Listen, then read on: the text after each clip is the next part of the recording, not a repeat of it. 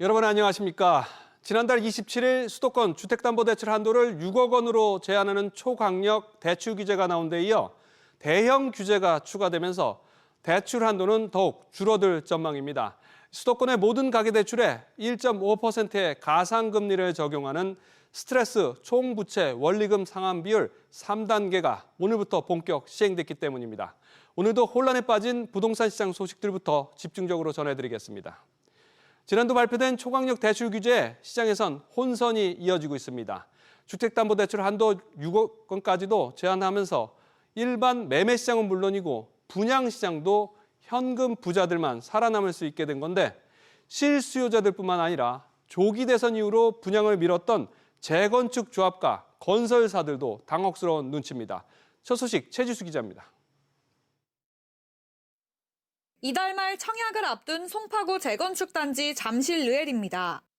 전용 면적 84제곱미터 분양가가 20억 원 선으로 예상되는데 주택담보대출이 6억 원으로 제한되면서 나머지 14억 원은 수분양자가 자체 조달해야 합니다. 이렇게 서울 청약시장은 자금 여력이 있는 이들 위주로 재편이 되면서 전반적인 청약 경쟁률도 다소 떨어질 것으로 보입니다. 정부 발표에 의해서 돈 있는 사람만 올 수 있는 요건이 돼버렸잖아요. 사실은 흥행에는 큰 문제는 없을 거라고 보는데 이제 일반 분양자분들이 사실 자금 조달이 사실 좀 문제가 되기 때문에 규제가 없는 게 훨씬 낫죠. 이번 달에만 전국에서 약 4만 4천 가구의 분양 물량이 풀리는데 전달보다 12배 많은 수준입니다. 조기 대선 국면에 따라 조합과 건설사들은 하반기로 분양을 미뤄왔는데 실수요자들 자금줄이 막히면서 분양 일정을 재검토하는 분위기입니다. 한 건설업계 관계자는 서울 외 수도권 분양단지의 청약 시기 조율이 가능한지 검토 중이라고 설명했습니다. 일부 알짜 단지를 제외한 신규 분양 아파트의 흥행 여부가 불투명해지면서 건설사의 공급도 위축될 수 있습니다. SBS 비즈 최지수입니다. 보신 것처럼 부동산 대출 규제가 분양 시장을 흔들면서 서울 시내 정비사업 수익성에도 빨간불이 켜졌습니다. 분양 수요가 줄어듦에 따라 자연스럽게 재개발, 재건축을 통한 공급도 위축될 수밖에 없어 보입니다. 계속해서 유정현 기자입니다. 이재명 정부는 문재인 정부와 달리 세금 규제보다는 주택 공급을 중심에 놓겠다고 공언했습니다. 다만 신도시를 통한 공급은 없다는 점도 분명히 했습니다. 국토교통부 담당자한테 한 가지 말씀만 했습니다. 부동산 가격을 잡겠다고 수도권 주위에 신도시를 만들거나 이런 대책들은 안 만들었으면 좋겠다. 결국 수도권 내 재개발, 재건축 등 정비 사업을 통한 공급이 유력한데 문제는 지난주 대출 규제로 사업성이 뚝 떨어졌다는 겁니다. 전체 사업비를 조합원 분담금 외에 일반 분양을 받아 메워야 하는데 앞으로 분양받는 사람들은 잔금 대출 한도가 많아야 6억 원입니다. 당장 현금을 조달할 능력이 충분하지 않으면 시장에 뛰어들기 어려운 구조가 된 겁니다. 지금 조치는 자금에 대한 축소잖아요. 이주비라든지 혹은 분담금이라든지 그런 부분들의 유동성이 약화되죠. 수요가 위축되면 공급이 같이 위축되거든요. 사줄 사람들이 왕성하게 활동할 때 공급도 활발하게 일어나는 거잖아요. 이런 가운데 최근 임명된 이상경 국토교통부 제1차관은 취임사에서 공공임대주택 공급 노력 등을 강조했습니다. 다만 모든 주택 공급을 공공이 주도할 수 없는 만큼 재건축 단지 용적률 상향 등 민간 공급 대책도 병행돼야 할 것으로 보입니다. SBS 비즈 유정현입니다. 앞서 전해드린 대로 오늘부터는 스트레스 DSR 규제까지 더해지면서 대출 한도가 더 줄어들게 됐습니다. 수도권 6억 원 한도에다가 이 강화된 DSR이 적용되면 대출은 얼마나 나오는지 또 이 정책 대출과 일반 대출 가운데서 어느 게 더 유리할지 이 내용은 유선우 기자와 좀 더 자세히 알아보도록 하겠습니다. 자, 유 기자, 대출 규제가 좀 더 추가됐단 말입니다. 이렇게 되면 어떻게 되는 겁니까? 네, 오늘부터 거의 모든 가계대출에 이 스트레스 DSR이 적용돼 대출 한도 산정 시 금리의 1.5%포인트가 더해집니다. 수도권 주담대와 1억 원 초과 신용대출 등이 대상이고 한도는 연소득에 따라 1,000만 원에서 3,000만 원가량 줄어들 전망입니다. 여기에 정부가 발표한 최대 6억 원 한도 규제까지 적용하면 더 큰 한도는 사실상 의미가 없습니다. 자, 이 정책 대출은 이번 스트레스 DSR 3단계 규정 적용은 안 받지만 지난 627 규제에는 적용을 받는단 말입니다. 네. 그러면 이제 선택의 기로에 있는 분들이 계실 텐데 이 정책 대출하고 일반 대출하고 어느 게 더 한도가 유리할까요? 네, 정부가 저출생 대책의 일환으로 내놨던 이 신생아 특례 대출을 예로 살펴보겠습니다. 이번 627 부동산 대책으로 한도가 기존 5억 원에서 4억 원으로 줄었는데요. 이 시중금리에 따라 차이는 있는데 앞으로는 연봉 6천만 원대 중반이 특례 대출보다 일반 대출 한도가 더 많아지는 기준선이 될 걸로 보입니다. 5월 주담대 평균 금리 3.87%를 기준으로 계산해 보면요. 연소득 6,700만 원인 외벌이 가정이 30년 만기로 일반 주담대를 받을 때 3단계 스트레스 DSR을 적용하면 한도가 4억 원이 채 안 나옵니다. 신생아 특례 대출의 최대 한도보다 적기 때문에 한도나 금리 면에서 신생아 특례가 여전히 유리한 거죠. 바꿔 말하면 연소득이 6,700만 원을 넘으면 이전처럼 더 많은 한도를 더 낮은 금리로 받긴 어려워졌다는 얘기입니다. 이전 같으면 특례 혜택을 받았을 출산 가구도 이제는 한도 때문에 일반 대출로 넘어가 1에서 2%포인트 더 높은 금리를 부담하게 될 수 있다는 겁니다. 그럼 결국 연봉이 6천만 대 중반, 예를 들었던 6,700만 원 정도 이상이면 일반 대출이 더 한도가 많다는 얘기인데 네. 이 와중에 은행들이 오늘부터 대출 금리를 줄줄이 올리고 있어요. 네, 최근 며칠 새 신한과 우리, 하나은행 등 주요 시중은행이 주택담보대출 금리를 0.06에서 0.1%포인트가량 올렸습니다. 수익성 방어와 함께 대출 축소 정책에 맞춰서 공급을 조절하려는 움직임으로 해석되는데요. 강화된 스트레스 DSR 규제에 금리까지 오르면서 대출 가능 한도는 더 줄어들 전망입니다. 네, 유선우 기자 수고했습니다. 이 같은 시장 혼란 상황 속에서 이재명 대통령은 부동산 중심의 자산시장 쏠림을 해소해서 주식시장으로 대체 투자를 유도하겠다는 의지를 재차 밝혔습니다. 부동산 시장에 과도하게 묶여있는 돈을 주식시장으로 흐르게 하겠다는 정책 기조를 강조했습니다. 대통령실 연결해 보겠습니다. 우영준 기자. 네, 대통령실입니다. 오늘 국무회의를 시작하면서 이재명 대통령이 부동산 시장과 관련해서 언급을 했는데 지난주 금융당국이 대출 규제를 강화한 이후에 이 대통령의 관련 발언은 처음이죠? 네, 이 대통령은 오늘 오전 국무회의를 시작하면서 투자 수단이 주택 또는 부동산으로 한정되다 보니 자꾸 주택이 투자 수단 또 투기 수단이 되면서 주거 불안정을 초래해왔다고 밝혔습니다. 이 대통령이 공개회의에서 부동산 문제를 언급한 건 이번이 처음입니다. 이 대통령은 최근에 주택, 부동산 문제 때문에 약간의 혼란들이 있었다. 다행히 최근 주식시장, 금융시장이 정상화되면서 대체 투자 수단으로 조금씩 자리를 잡아가는 것 같다며 이 흐름을 잘 유지해야 되겠다는 생각이 든다고 강조했습니다. 부동산에서 주식시장으로의 자산 이동을 정책적으로 유도하겠다는 의지를 드러낸 것으로 풀이됩니다. 국무회의 이후에 대통령실에서도 부동산 공급과 관련한 언급이 있었죠? 네, 그렇습니다. 국무회의를 마친 뒤 열린 브리핑에선 강유정 대통령실 대변인은 대통령실에서 추가 대책을 준비하거나 검토 중인 게 있냐라는 질문에 대출 규제 이후 시장 상황을 지켜보면서 공급에 대한 요구들이 있기 때문에 공급망에 대한 검토도 있는 모양이라고 말했습니다. 또 대통령실이 종부세 강화나 세제를 통한 부동산 안정화를 시도하지 않는다는 입장이냐는 질문에는 대통령이 후보 시절에 여러 번 강조했던 바라고 답했습니다. 이 대통령은 후보 시절부터 집값 문제도 지금까지의 민주정부와는 다를 것이라며 기존의 규제 중심 기조와는 차별화를 예고한 바 있는 만큼 세제 중심 규제보다 시장 구조 개편에 드라이브를 걸 것이란 전망도 나옵니다. SBS 비주 우영준입니다.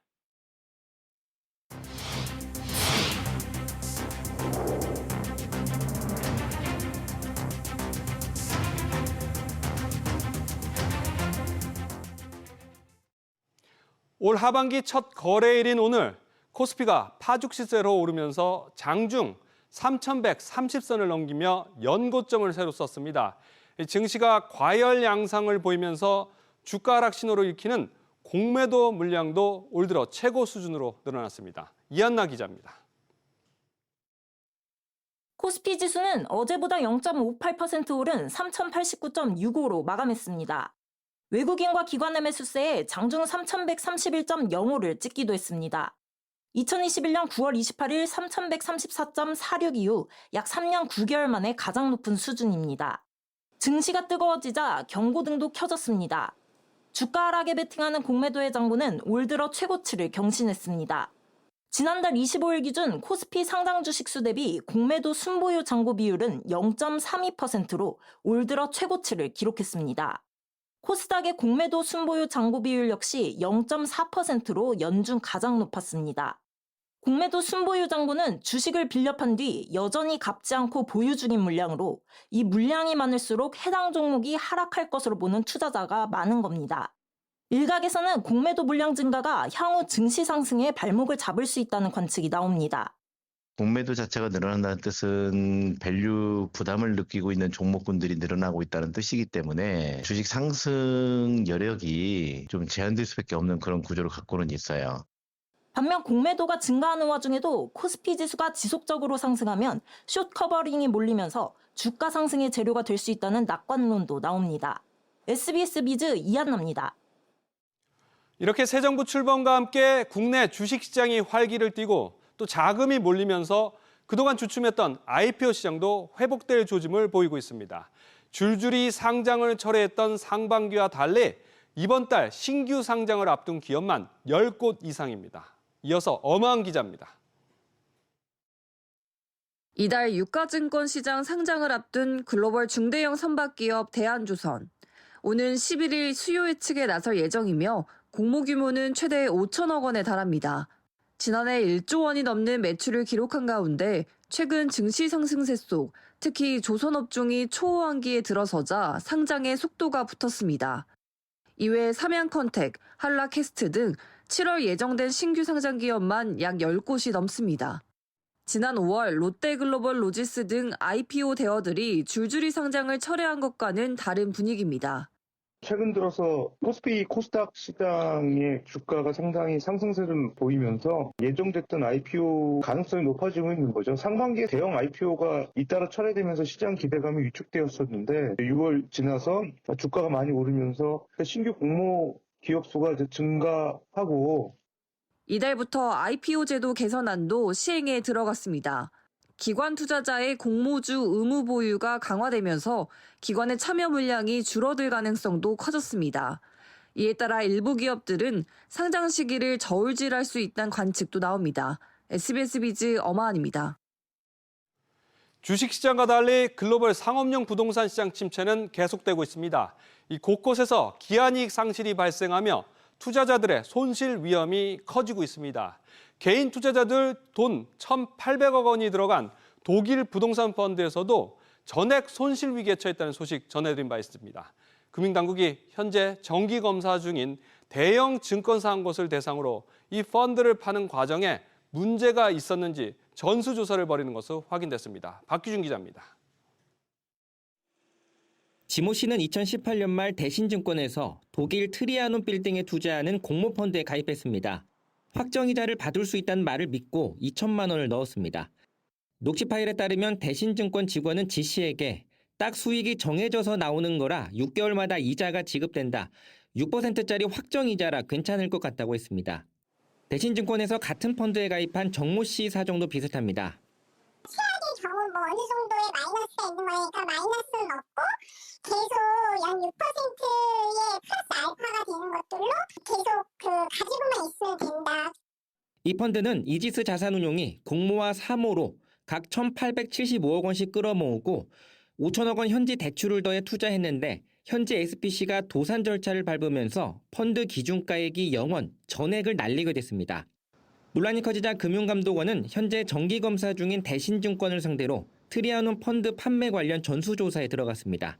금감원은 6월 중순 착수한 정기검사 본검사에서 이 펀드를 판매한 직원 전체를 대상으로 판매 관련 서류들을 제출하라고 요구했습니다.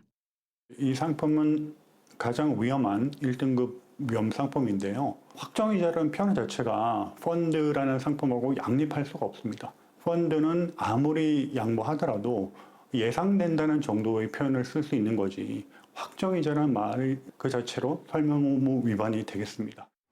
펀드 투자자들은 대신증권뿐 아니라 KB 국민은행을 비롯한 다른 판매사의 불완전 판매도 주장하며 배상을 요구 중입니다.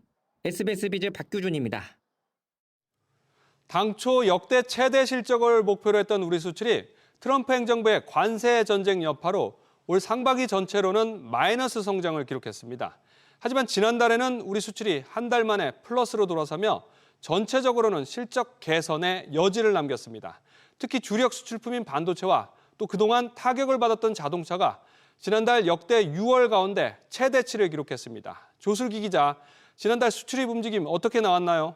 네, 지난달 수출은 1년 전 같은 기간보다 4.3% 상승한 598억 달러로 한 달 만에 플러스로 돌아섰습니다. 이는 역대 6월 중 최대 실적입니다.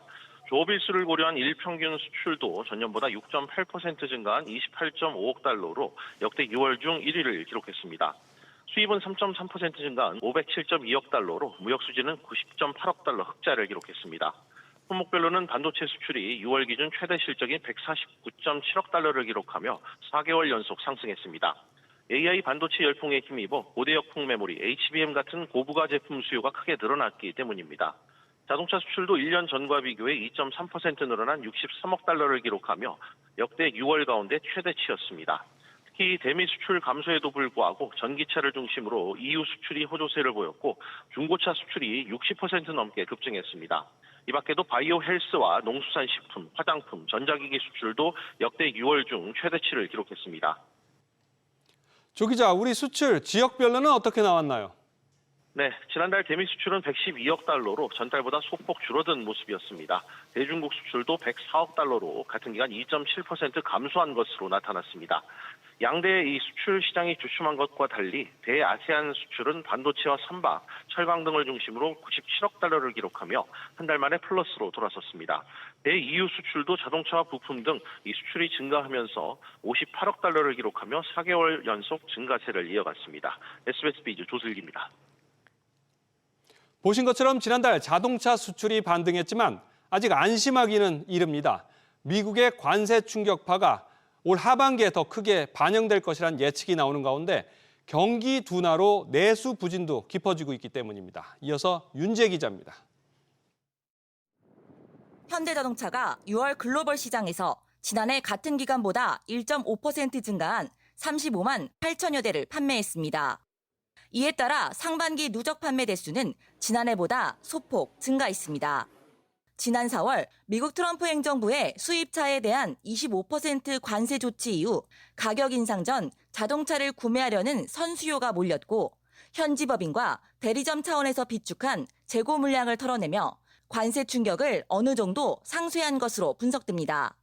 그럼에도 해외 판매량이 지난해보다 감소하면서 하반기에도 현재 수준의 실적을 유지할 수 있을지 장담이 어려운 상황입니다. 여기에 트럼프 대통령은 모든 국가의 상호 관세 유예를 연장하지 않겠다며 오히려 압박 수위를 높이고 있습니다. We're going to be sending letters out starting pretty soon. No, we don't have to meet. We understand. We have all the numbers. 경기 둔화에 따른 내수 부진도 계속되고 있습니다. 성장률 둔화에 소비 여력이 줄어든 데다 신차 부재 등이 겹치면서 GM 한국 사업장과 KG 모빌리티는 지난달 내수 판매가 각각 32%, 26%씩 감소했습니다. 현대차의 경우 판매 대수는 증가했지만 아직 미국 내 가격을 인상하지 않고 있는 만큼 관세에 따른 손실분이 반영되면 영업이익이 줄어들 수 있다는 전망이 나옵니다. SBS 비즈 윤재입니다. 내년도 최저임금 인상률을 놓고 노사 기싸움이 이어지고 있습니다. 오늘 재개된 최저임금 회의에서 양측 제시한 격차는 1,200원대로 줄었지만 여전히 갈 길이 멉니다. 취재기자 연결해 보겠습니다. 정광윤 기자. 네, 정광윤입니다. 오늘 노사가 세 번째 수정안을 제시했죠. 내년도 최저임금 심의 지금 어떻게 진행되고 있나요? 네, 노사 제시한 격차가 1,390원에서 1,270원으로 줄었습니다. 이번 8차 최저임금위원회 회의에서 노동계에 11,360원, 경영계에 1090원을 3차 수정안으로 내놨는데요. 지난달 7차 회의에서 내놓은 안과 비교해 노동계는 100원 내렸고 경영계는 20원 올렸습니다. 올해 최저임금 1030원과 비교하면 각각 13.3%, 0.6% 인상된 금액입니다. 회의에 앞서 노동계 류기섭 한국노총 사무총장은 생계비는 매년 오르는데 노동자의 실질 임금은 삭감된다며 과감한 인사 필요성을 강조했는데요. 경영계 유기정 한국경영자총협회 전무는 현 수준의 최저임금도 어려워 감당하지 못하는 영세 소상공인과 자영업자들이 기준이 돼야 한다며 인상률을 낮출 것을 요구했습니다. 이미 올해도 법정 심의 기간은 지난 것 같은데 여전히 격차가 1,000원 넘게 나고 있어요. 최종 결론은 언제쯤 나올까요? 늦어도 3주 안에는 내년 최저임금을 결정해야 합니다. 지난달 29일까지였던 법정 심의 기한은 거의 매년 그래왔듯이 이미 넘긴 상태인데요. 다음에 최저임금 고시 기한은 매년 8월 5일이고 그전에 이의제기 절차 등에 필요한 기간을 감안해 7월 중순이 최저임금 결정 마지노선입니다. 노사가 계속 합의를 못하면 공익위원들이 우선 심의 촉진 구간을 제시해 범위를 좁히고 그래도 안 되면 근로자, 사용자, 공익위원 각각 9명씩 총 27명이 노사 최종안에 대한 표결에 나섰는데요. 이 경우 사실상 공익위원이 손들어준 최저임금안이 통과되게 됩니다. SBS 비즈 정광윤입니다. 벌써 어느덧 올해도 하반기로 접어들었습니다. 이에 맞춰서 헬스장 소득공제 등 오늘부터 시행되는 법들이 적지 않습니다. 하반기 전체로 넓혀보면 160여 개에 달하는데 이 주목해야 할 부분들은 뭔지 지웅배 기자가 정리했습니다. 지난해 폐업한 헬스장은 550여 곳, 내수 경기 침체로 한 해 사이 27%나 뛰었습니다. 정부는 체육시설 이용을 늘리기 위해 오늘부터 수영장 등 체육시설 이용료도 문화비 소득공제 대상에 포함했습니다. 수영장하고 체력 단련장 시설 이용료에 대해서는 소득공제를 해주겠다. 구분되지 않는 경우에는 그러면은 그 전체 그 비용의 절반 50%를 그 시설 이용료로 간주하겠다. 문화비는 총급여의 4분의 1을 초과한 금액에 30%를 소득공제 받을 수 있습니다. 가령 신용카드로 총 1,300만 원을 썼는데 급여가 4천만 원인 경우 급여의 4분의 1인 1,000만 원을 뺀 나머지 300만 원이 소득공제 대상입니다. 단 급여 7천만 원 이하 연간 300만 원 공제 한도란 조건이 붙습니다. 육아와 교육 등 복지 분야에서도 달라지는 제도가 적지 않습니다. 복직 후 6개월 안에 퇴사하면 지급되지 않던 육아휴직 지원금도 지급되고 국가장학금도 많게는 연 40만 원까지 인상됩니다. 이혼 등에 따른 독박양육 대안으로 양육자에게 양육비를 먼저 주되 비양육자에게 그만큼을 회수하는 선지급 후 회수 제도도 시행됩니다. 양육비를 받지 못했던 자녀들의 생존권이 보장되는 거고 비양육 부모가 이에 대한 양육 책임을 더 강화할 수 있다. 이 밖에 이달 말에는 불법 대부계약 무효와 다음 달에는 동물병원 진료비 공개가 시행되고 9월과 10월에는 예금보호 한도 상향과 상습 임금 체납 사업주에 대한 제재 강화도 예정돼 있습니다. SBS 비즈 지웅배입니다. 지난달 서울 여의도에 첫 오프라인 매장을 연 중국 업체 샤오미가 국내 이동통신사와 중저가 스마트폰을 잇따라 출시했습니다. 이렇게 보급폰 시장을 먼저 파고든 뒤에 고가 플래그십 스마트폰 판매로 이어질 경우 삼성 텃밭인 국내 시장 판도에도 변화가 생길 수 있습니다. 김동필 기자의 보도입니다. 샤오미가 KT의 라이카의 광학 렌즈를 넣은 스마트폰 샤오미 14T를 단독 출시했습니다. 출고가는 59만 9,500원인데 지원금을 더하면 기기값은 18만 원대로 내려갑니다. SK텔레콤과 LG U+에는 39만 원대 레드미 노트 14를 출시했습니다. 샤오미가 이동통신 3사 모두의 제품을 출시하는 건 처음으로 공시지원금 등을 더하면 기기값이 0원까지 내려갑니다. 우리나라에선 대부분 이통사 지원금으로 스마트폰을 구매하는데 그간 이통사 입점이 막혔던 샤오미 입장에선 소비자 접점을 키울 수 있습니다. 在这个阶段呢，我们更看重的是把小米更多优秀的产品能够引入到韩国，能够基于我们韩国用户的需求去给大家提供好的服务。 샤오미 15 울트라 등 고가 폰에 대해선 아직 이통사 협업이 이루어지지 않았고 중국 제품에 대한 소비자 인식도 풀어야 할 과제입니다. 신뢰할 수 없는 제품, 또 개인정보를 빼간다 이런 소문이 있기 때문에 중국 제품에 대한 거부감이 있고 샤오미는 프리미엄 전략을 통해 이미지를 개선한다는 계획입니다. 我们呢也会基于他们的反馈，不断的去优化我们的产品跟服务。 저가폰을 시작으로 국내 이통사와의 협업을 시작한 샤오미가 삼성폰과 본격적인 경쟁을 하기 위해선 이통사를 통한 고가폰 판매가 선결 과제입니다. SBS 비즈 김동필입니다.